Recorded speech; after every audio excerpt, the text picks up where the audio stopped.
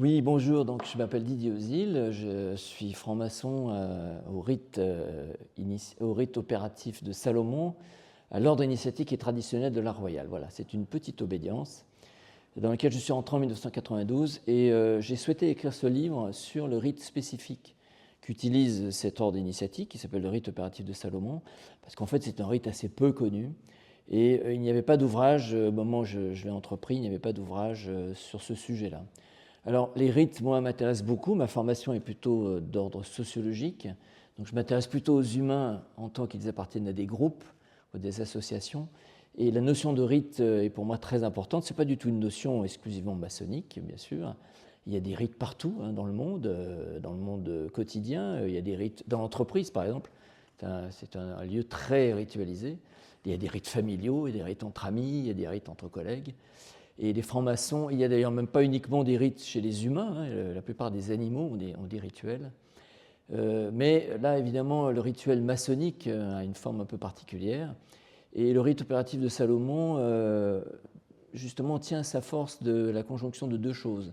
Il a été écrit dans les années 70, 1970.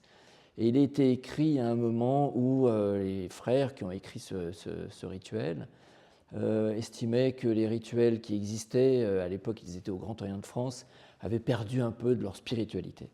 Et ils ont fait un travail dans les anciens textes du XVIIIe siècle, et même un peu avant, pour essayer de réinjecter des choses et reconstruire un rite qui soit un rite extrêmement symbolique, qui permette de retravailler le symbolisme de la franc-maçonnerie des origines, et aussi qui permette de retrouver cette fameuse méthode analogique dont on a parlé tout à l'heure.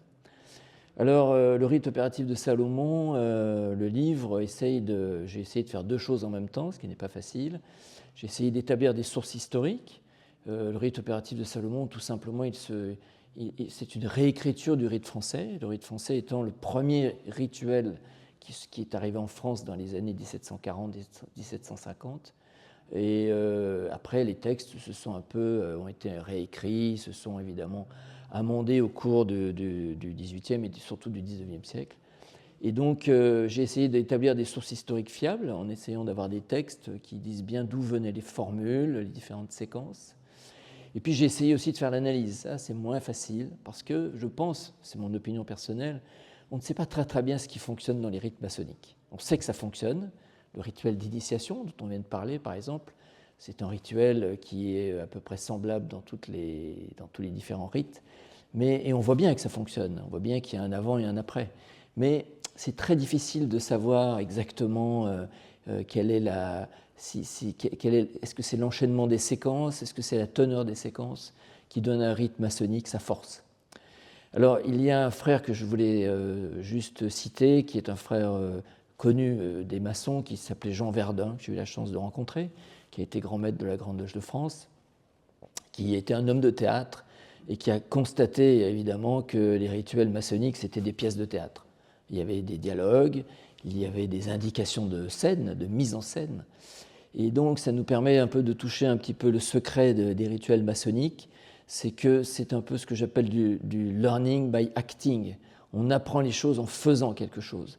On n'apprend pas les choses en écoutant un discours, on n'apprend pas les choses en faisant quelque chose, on apprend les choses en jouant un rôle. Et ça, c'est un des fondamentaux de la franc-maçonnerie. Donc ça, c'est une des pistes que j'ai suivies. Et puis, je dirais une autre piste que j'ai suivie et qui est très personnelle parce que ça m'intéresse par ailleurs, c'est la notion d'œuvre d'art totale. Alors, la notion d'œuvre d'art totale, c'est une notion du XIXe siècle, c'est-à-dire qu'en additionnant la poésie des rituels, en additionnant la mise en scène, en additionnant la musique, en additionnant les déplacements dans la loge, on est inclus dans une sorte d'œuvre d'art totale. On est en immersion, un terme très à la mode aujourd'hui, et c'est ça qui vous transforme, c'est ça qui vous fait devenir autre par justement le truchement de la dramaturgie.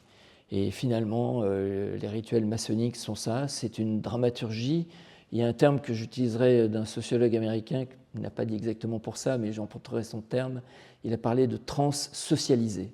C'est à la fois une transe, c'est une danse, c'est une œuvre d'art, et en même temps c'est socialisé, c'est-à-dire que ce n'est pas de l'improvisation, ce n'est pas du théâtre libre. C'est quelque chose qui vous structure et qui vous permet, à chaque fois que vous le vivez, toutes les cérémonies maçonniques sont faites comme ça, vous permet de positionner vos repères et de vous structurer. Voilà ce que je peux dire sur mon ouvrage.